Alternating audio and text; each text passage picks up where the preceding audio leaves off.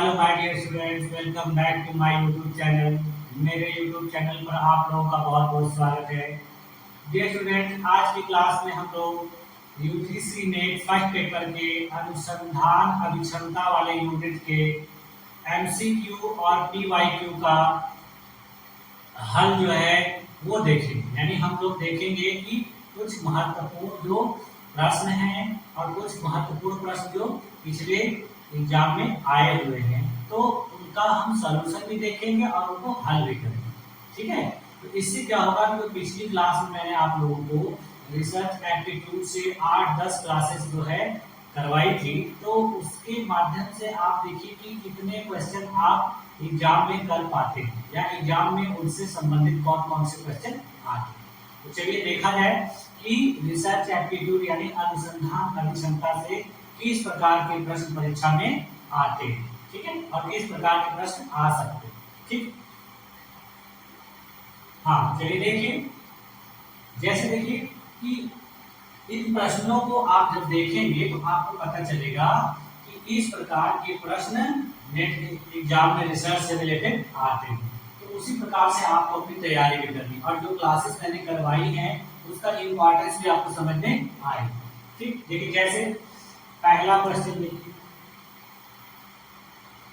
पहले क्वेश्चन में देखिए क्या कह रहा है।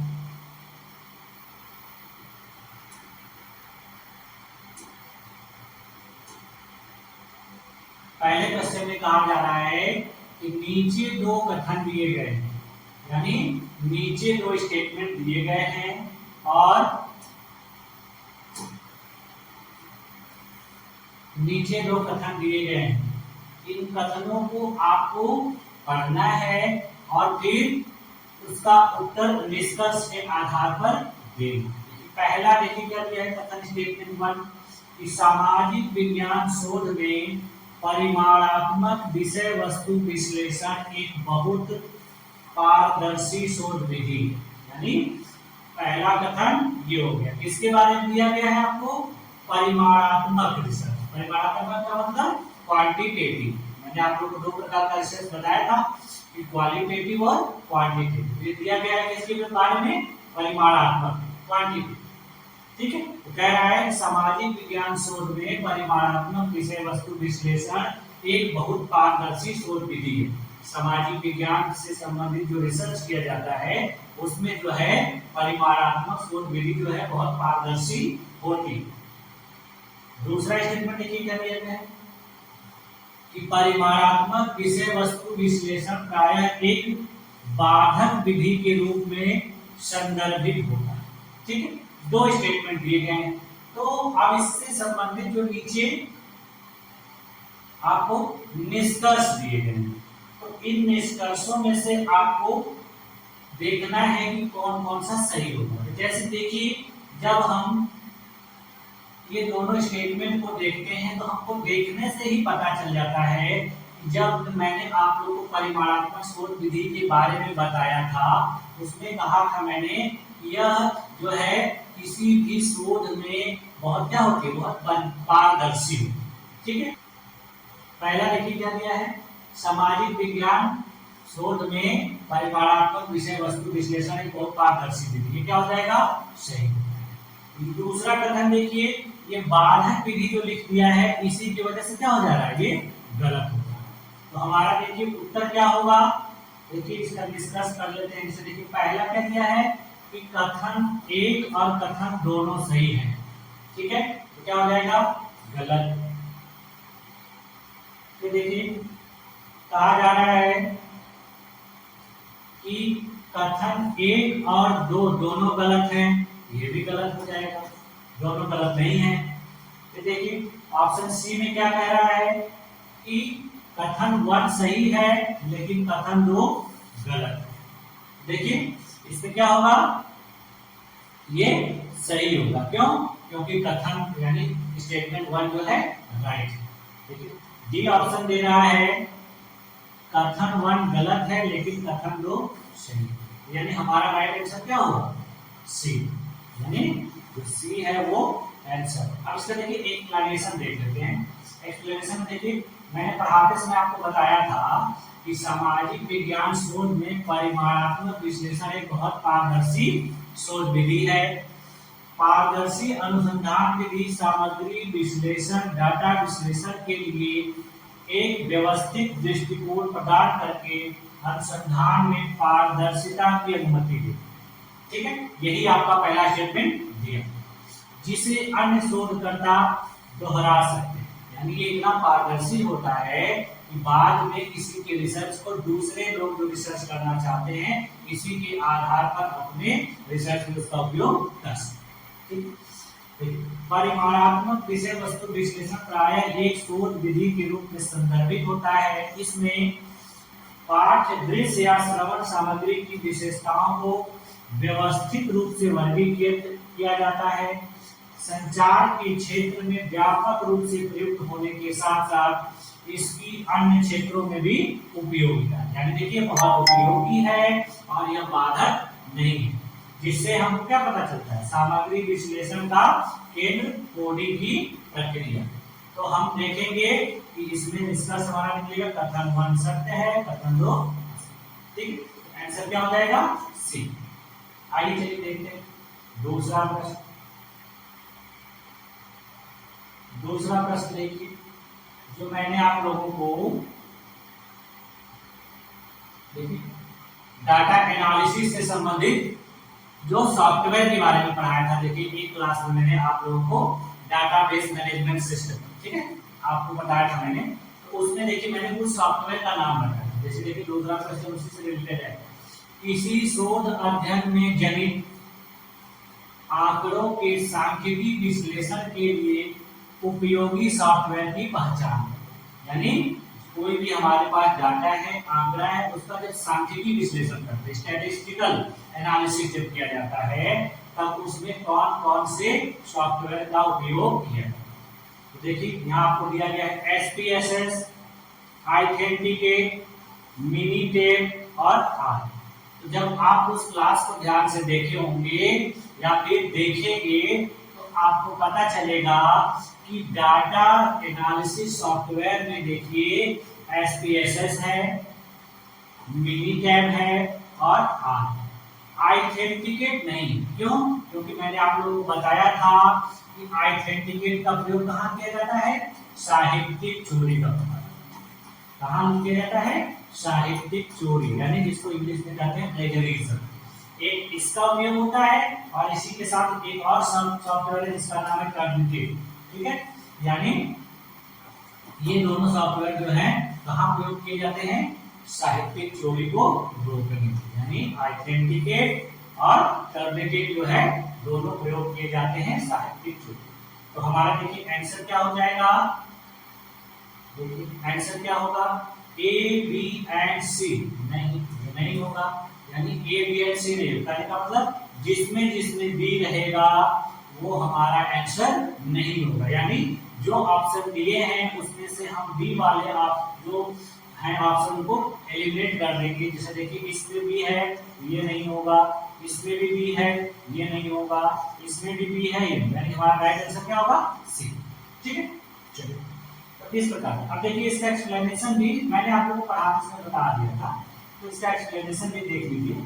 जैसे मान लीजिए जिन लोगों ने उस क्लास को नहीं देखा होगा तो उसका यहाँ पर भी देखो। देखिए सांख्यिकी विश्लेषण हमें किसी शोध के परिणामों को समझने के लिए डेटा के विभिन्न बिंदुओं के भीतर प्रवृत्तियों की पहचान करने के लिए सांख्यिकी मॉडल विकसित करने तथा सर्वेक्षण और शोध अध्ययन को डिजाइन करने में मदद करता है। यानी सांख्यिकी विश्लेषण को शोध में उपयोग किया जाता है लेकिन किन क्षेत्रों में? परिणाम को समझने में, विभिन्न बिंदुओं की जो ट्रेंड होती है, प्रवृत्ति होती है, उसको पहचान करने में, सांख्यिकी मॉडल को विकसित करने में, सर्वेक्षण और शोध को एक डिजाइन प्रदान करने में मदद करता है। तो इसमें देखिए SPSS का प्रयोग किया जाता है। SPSS का फुल फॉर्म क्या होगा? Statistical package for the sources. ठीक है, ये किसके द्वारा विकसित किया गया है? IBM के द्वारा। IBM क्या है?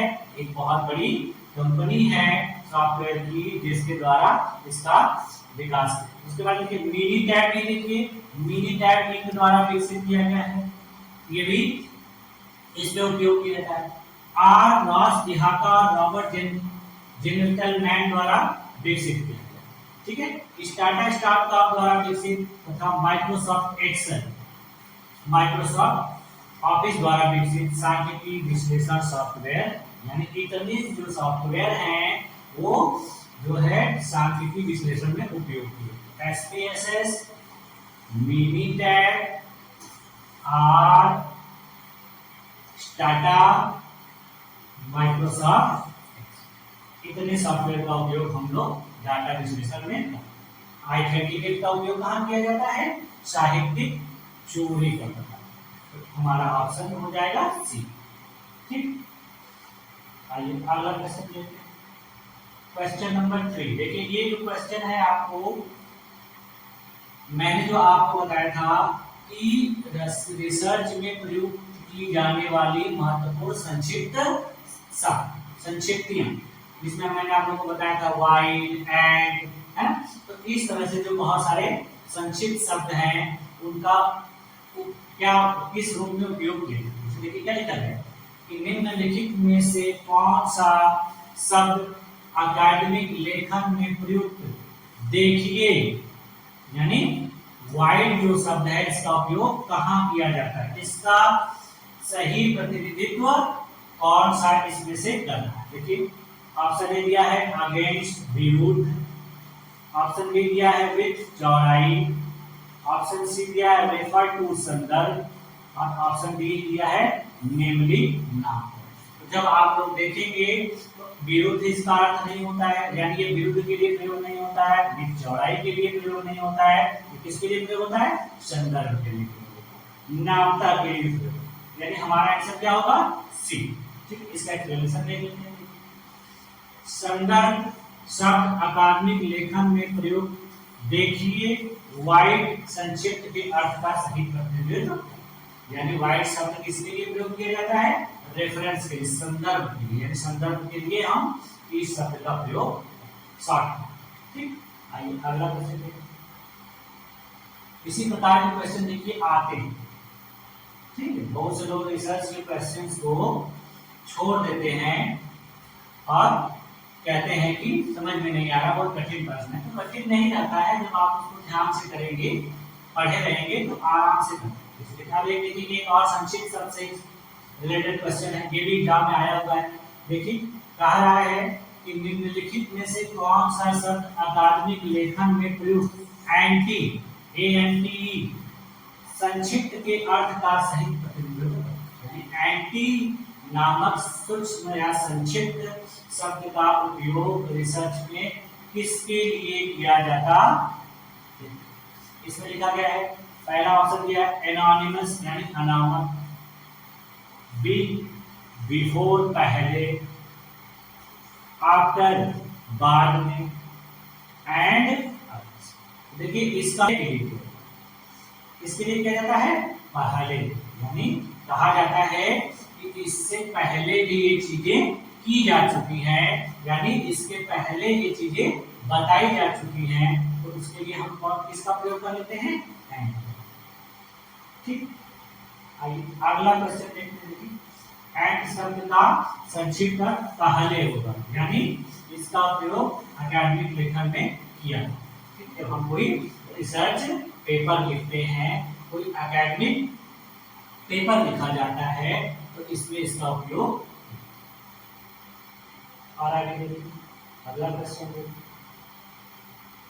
ये देखिए ये भी क्वेश्चन देखिए मैंने आपको प्लेजरिज्म के पढ़ाते समय बताया था आपको। देखिए कह रहा है कि साहित्यिक चोरी का पता लगाने के लिए प्रयोग में लाए जाने वाले सॉफ्टवेयर की पहचान करें। ठीक है, यानी इनमें से कौन सा ऐसा सॉफ्टवेयर है जिसका उपयोग साहित्यिक चोरी का पता लगाने के लिए किया है? इसको अभी देखिए मैंने अभी ऊपर ही बताया प्रश्न में, ये क्वेश्चन देखिए आया गया है, इसी क्वेश्चन को बदल के इसमें क्या है? इसमें देखिए दिया है मेंडली, टर्निटिन, कंपाइलर, ऑथेंटिकेट। तो अभी थोड़ी देर पहले ही मैंने बताया कि जो साहित्यिक चोरी से रिलेटेड सॉफ्टवेयर है टर्निटिन है और ऑथेंटिकेट, यानी दो ऑप्शन गलत हो जाएंगे। देखिए आंसर क्या होगा? इसमें देखिए क्या दिया है आंसर, आंसर दिया है ए एंड बी ओनली, यानी ए और बी, ए बी और सी, ए बी और डी, और चौथा ऑप्शन दिया है बी और डी। तो अब हमारा आंसर क्या होगा, बी और डी। ठीक है, यानी टर्निटिन और आइथेंटिकेट जो है साहित्यिक चोरी का पता लगाने के लिए उपयोग करेंगे। मैंने आप लोगों को बताया था कि साहित्यिक चोरी का पता लगाने के लिए प्रयोग में लाए जाने वाले सॉफ्टवेयर टर्निटिन और आइथेंटिकेट है, जबकि मेंडल का उपयोग शोध पत्रों को प्रबंधित करने, साझा करने और लेखों के लिए ग्रंथ सूची तैयार करने के लिए कंपाइलर एक या अधिक संगठक क्रमादेशों का समुच्चय होता है जो उच्च स्तरीय कंप्यूटर भाषा पर दूसरी कंप्यूटर भाषा में बदलता है। यानी कंपाइलर किससे संबंधित है, कंप्यूटर से, यानी कंप्यूटर में जब एक भाषा से दूसरी भाषा में कन्वर्ट किया जाता है तो उसमें प्रयोग किया जाता है, यानी ये आईसीटी का। ठीक, अगला क्वेश्चन अब देखिए, एपीए शैली से, आप ये भी मैंने आप लोगों को देखिए क्लास में पढ़ाया था, एपीए शैली और एमएलएस, मॉडर्न लैंग्वेज एसोसिएशन और अमेरिकन साइकोलॉजिकल एसोसिएशन। तो इसमें देखिए, इसमें दिया गया है कि जो एपीए शैली होती है उसके अनुसार निम्नलिखित को सही अनुक्रम में व्यवस्थित, यानी एपीए शैली में किन किन चीजों को क्रम से लिखा जाता है, यानी सबसे पहले कौन सी चीज लिखी जाती है। देखिए इसमें लिखा गया है शोध लेख का आलेख का शीर्षक, दूसरा ऑप्शन दिया है प्रकाशन का वर्ष, ठीक है, तीसरा ऑप्शन दिया है जर्नल का नाम, चौथा ऑप्शन दिया है लेखक का। तो आपको मैंने जब बताया था उसमें मैंने बताया था कि एपीए शैली में जब किसी रेफरेंस को लिखा जाता है किसी रिसर्च पेपर में तो सबसे पहले क्या लिखा जाता है, लेखक का नाम। उसके बाद देखिए लास्ट में क्या लिखा जाता है, जर्नल का, यानी दो चीजों को हम लोगों ने पता रखा। ठीक है, तो जब ऑप्शन है उस ऑप्शन में हम देखेंगे कि ये पहले ये होना चाहिए और लास्ट में ये। अब देखिए उसमें देखते हैं कि ऑप्शन ए में देखिए क्या दिया है, ए बी सी डी, यानी सब ए बी सी दिया है, इसका मतलब ये नहीं, डी लास्ट में दे दिया। दूसरा ऑप्शन देखिए ए सी डी डी, ये भी नहीं होगा, क्यों, क्योंकि एपीए शैली में शोध आलेख का शीर्षक पहले नहीं आता, ये भी नहीं होगा। यहाँ सबसे पहले क्या आता है, लेखक। देखिए यहाँ क्या है, डी दिया है तो आपको कंफ्यूज कर रहा है, लेकिन देखिए लास्ट वाला जो है क्या दिया है, डी दिया, डी यानी प्रकाशन का वर्ष, प्रकाशन का वर्ष नहीं रहता है, लास्ट में क्या रहता है, जर्नल का, तो यानी ए भी नहीं होगा, यानी हमारा राइट आंसर क्या होगा, डी, यानी डी बी ए सी। यानी सबसे पहले क्या होगा, लेखक का नाम, प्रकाशन का वर्ष, शोध आलेख का शीर्षक और सबसे लास्ट में क्या होगा, जर्नल का। इसका एक्सप्लेनेशन देखेंगे। संदर्भांकन की एपीए शैली का सही अनुक्रम क्या होगा, सबसे पहले लेखक का नाम, लेखक का नाम, उसके बाद देखिए क्या होगा, प्रकाशन का वर्ष, प्रकाशन का वर्ष भी, उसके बाद देखिए शोध आलेख का शीर्षक, ठीक है, यानी शोध आलेख का देखिए शीर्षक और सबसे लास्ट क्या रहेगा, जर्नल का। राइट आंसर क्या हो जाएगा, ठीक। नेक्स्ट क्वेश्चन देखते हैं, 7वां प्रश्न देखिए। अब देखिए इसमें देखिए दिया है सर्वेक्षण शोध, यानी सर्वे रिसर्च। इसमें देखिए कह रहा है कि अमुक्त प्रश्नों के लाभों की पहचान कीजिए, यानी जो अमुक्त प्रश्न होते हैं, क्लोज एंडेड क्वेश्चन जो होते हैं उनकी क्या पहचान होती है। पहला देखिए क्या दिया है कि वे असामान्य उत्तरों के उत्पन्न होने की अनुमति देते हैं, फिर देखिए दूसरा क्या, उनके उत्तरों को संसाधित करना सरल है। तीसरा देखिए ऑप्शन क्या दिया, वे उत्तरों को रिकॉर्ड करने में परिवर्तनशीलता की संभावना को कम करते हैं। और चौथा ऑप्शन क्या दिया है, मानक विचलन। ठीक है, तो इसमें देखिए हम लोग जो मैंने आप लोगों को सर्वे रिसर्च बताया था उसमें जो जो चीजें बताई थी उसके आधार पर देखिए कह रहा है कि पहला ऑप्शन देखिए क्या दिया गया है, ए एंड बी, यानी ए और बी का मतलब कि कह रहा है कि वे असामान्य उत्तरों के उत्पन्न होने की अनुमति देते हैं। दूसरा कह रहा है उनके उत्तरों को संसाधित करना सरल है। दूसरा ऑप्शन देखिए क्या दे रहा है, बी और सी, यानी उनके उत्तरों को संसाधित करना सरल है और वे उत्तरों को रिकॉर्ड करने में परिवर्तनशीलता की संभावना को कम करते हैं। फिर देखिए तीसरा ऑप्शन दिया है ए और सी, यानी क्या दिया है कि वे असामान्य उत्तरों के उत्पन्न होने की अनुमति देते हैं, और दूसरा क्या है, वे उत्तरों को रिकॉर्ड करने में परिवर्तनशीलता की संभावना को कम करते हैं। चौथा ऑप्शन दिया है ए बी और सी, यानी कि ऊपर वाले तीन। तो इसमें जो देखिए पहली चीज है, इसमें कहा रहा है कि वे असामान्य उत्तरों के उत्पन्न होने की अनुमति देते हैं, ये नहीं देते। ठीक है, इनके उत्तरों को संसाधित करना सरल है, सही है। उसके बाद देखिए वे उत्तरों को रिकॉर्ड करने में परिवर्तनशीलता की संभावना को कम करते हैं, ये भी सही है।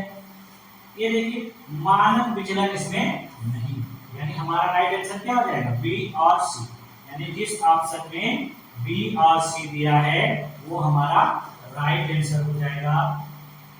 इसका एक्सप्लेनेशन देखिए, कहा जा रहा है कि सर्वेक्षण शोध मुख्यतः विचारों, मतों और भावनाओं के आकलन को कहा जाता है। ठीक है, जो कि सीमित, विशिष्ट और वैश्विक या व्यापक हो सकता है, यानी ये सीमित हो सकता है, विशिष्ट हो सकता है, वैश्विक हो सकता है, व्यापक हो सकता है। और इस अनुसंधान में क्लोज एंडेड प्रश्नों के लाभ यह है कि वे उत्तरों की रिकॉर्डिंग में परिवर्तनशीलता की संभावना को कम करते हैं, साथ ही उनके उत्तरों को संसाधित करना आसान होता है। यही ऑप्शन देखिए आपको दिया था, बी और सी। ठीक, अब आइए अगला क्वेश्चन नंबर 8। इसमें देखिए क्या दिया है,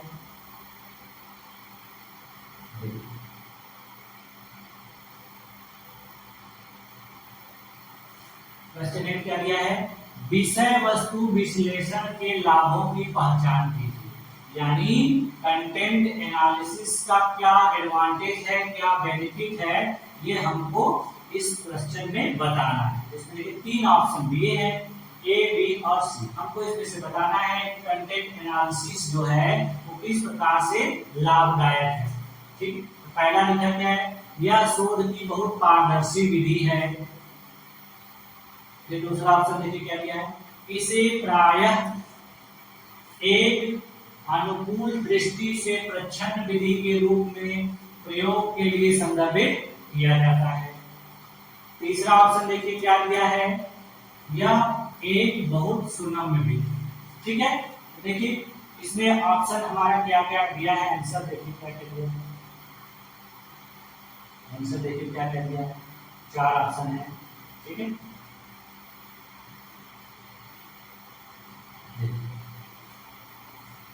ए और बी, यानी यह शोध की बहुत पारदर्शी विधि है। दूसरा दिया है इसे प्रायः एक अनुकूल दृष्टि से प्रच्छन्न विधि के रूप में प्रयोग के लिए संदर्भित किया जाता है। ठीक है, यानी ये सही है, ये सही है, लेकिन ये भी गलत नहीं है। इसका मतलब ए और बी सही तो है, लेकिन तीसरा भी सही है। ठीक है, फिर देखिए दूसरा ऑप्शन में दिया है बी और सी, यानी ये दोनों सही बता रहा है। यहाँ पर अगला ऑप्शन क्या दिया है, ए और सी, यानी ए और सी। लेकिन हमारा सही कौन सा है? तीनों सही है, तो राइट आंसर क्या हो जाएगा? ए, बी और सी। इसमें जो तीनों ऑप्शन दिए हैं वो तीनों ऑप्शन ही क्या है? सही है। विषय वस्तु विश्लेषण के निम्न लाभ है। पहला क्या है? ये बहुत ही पारदर्शी शोध पद्धति होती है। इसे प्रायः एक अनुकूल दृष्टि से प्रच्छन्न विधि के रूप में प्रयोग के लिए संदर्भित किया जाता है और यह एक अत्यंत सुगम विधि। ठीक, आइए नेक्स्ट क्वेश्चन देखते हैं। Question number 9। क्वेश्चन नंबर 9 देखिए किससे संबंधित है? चरों से संबंधित, यानी वेरिएबल। इसके बारे में मैंने आप लोगों को पढ़ा दिया है क्लास में। देखिए कहा जा रहा है कि जब दो चर इस तरीके से संबंधित हैं कि जब एक चर में वृद्धि होती है तो दूसरे में भी वृद्धि होती है, इससे आप यह निष्कर्ष निकाल सकते हैं कि, देखिए मैंने क्या कहा था कि आप लोगों को मैंने चरों के बारे में पढ़ाया था। कहा था कि कुछ चर जो होते हैं स्वतंत्र चर होते हैं, कुछ चर आश्रित चर होते हैं, और ये भी बताया था मैंने दिशात्मक अदिशात्मक। ये सारी चीजें मैंने आप लोगों को बताया था। जब उसको ध्यान से देखेंगे तो आपको इसका आंसर मिल। देखिए पहला ऑप्शन क्या दिया है? There is no problem with direction, यानी दिशापरकता की कोई समस्या नहीं है। दूसरा देखिए क्या दिया है? दोनों चर सकारात्मक रूप से संबंधित है। तीसरा ऑप्शन दिया है संबंधों को प्रभावित करने वाले कोई प्रच्छन्न चर नहीं है। चौथा ऑप्शन दिया है उनके बीच कार्य कारण के लिए जिम्मेदार एक तीसरा चर है। ठीक है, तो इसका आंसर देखते हैं। तो इसका बी, यानी देखिए मैंने क्या बताया था, जब एक चर दूसरे चर से पूर्णतः संबंधित होगा तभी उसमें वृद्धि पहले के अकॉर्डिंग होगी। यानी देखिए जब एक चर में वृद्धि की जाएगी दूसरे में भी वृद्धि होगी। एक में घटाया जाएगा कुछ, दूसरे में भी घटेगा। ठीक है, यहाँ क्या लिखा है? इसमें दिशापरकता की कोई समस्या नहीं है, गलत। यहाँ देखिए क्या लिखा है? दोनों चर सकारात्मक रूप से संबंधित है, सही। There are no latent variable affecting the relation, संबंधों को प्रभावित करने वाले कोई प्रच्छन्न चर, ये यानी राइट आंसर क्या आ जाएगा? बी। ठीक है, अगला देखिए क्वेश्चन देखिए, इसमें देख लिया है। जब दो चर इस तरह से संबंधित होते हैं कि जब एक बढ़ता है तो दूसरा भी बढ़ता है, तो इससे निष्कर्ष निकलता है कि दोनों चर सकारात्मक रूप से जुड़े हुए। ठीक है, अब देखिए क्वेश्चन नंबर 10। इसमें देखिए पूछा जा रहा है कि जब सर्वेक्षण के दौरान एक शोधकर्ता प्रश्न पूछते समय उत्तरदाताओं को निम्नलिखित विकल्प देता है। ठीक है, उन विकल्पों की पहचान कीजिए जिनमें अनेकार्थकता पाई। यानी जब कोई शोधकर्ता सर्वे करता है तो सर्वेक्षण के दौरान जो उत्तर देने वाले लोग होते हैं उनको कुछ विकल्प देता है, 4 विकल्प देता है। तो कह रहा है कि इनमें से वो कौन से विकल्प हैं जिसमें एक से अधिक उत्तरों की संभावना है। देखिए पहला ऑप्शन दिया है बहुधा प्रायः, दूसरा ऑप्शन दिया है नितांत प्रायः, तीसरा ऑप्शन दिया है बहुधा प्रायः नहीं, चौथा ऑप्शन दिया है बिल्कुल। ठीक, तो इसमें से हमको राइट ऑप्शन चूज करना। देखिए यानी इसमें से राइट आंसर क्या होगा? देखिए कह रहा है बहुधा प्रायः, नितांत प्रायः, बहुधा प्रायः नहीं, बिल्कुल। अब देखिए ऑप्शन पहला क्या दिया है? ए, बी एंड सी। ठीक, दूसरा ऑप्शन क्या दिया है? देखिए बी, सी, डी। तीसरा ऑप्शन दिया है ए, सी, डी। चौथा ऑप्शन दिया है ए, बी, सी और डी।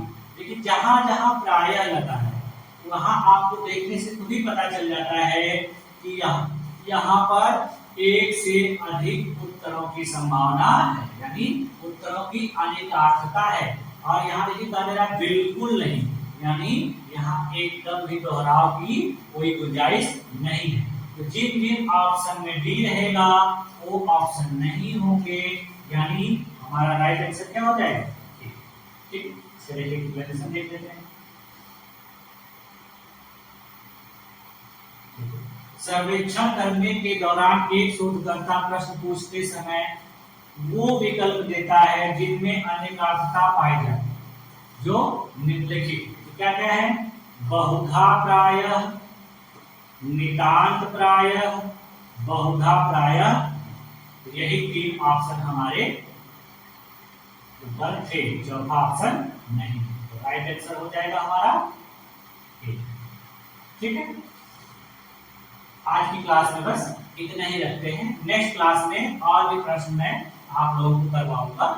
लगभग 20-25 क्वेश्चन कर लेंगे।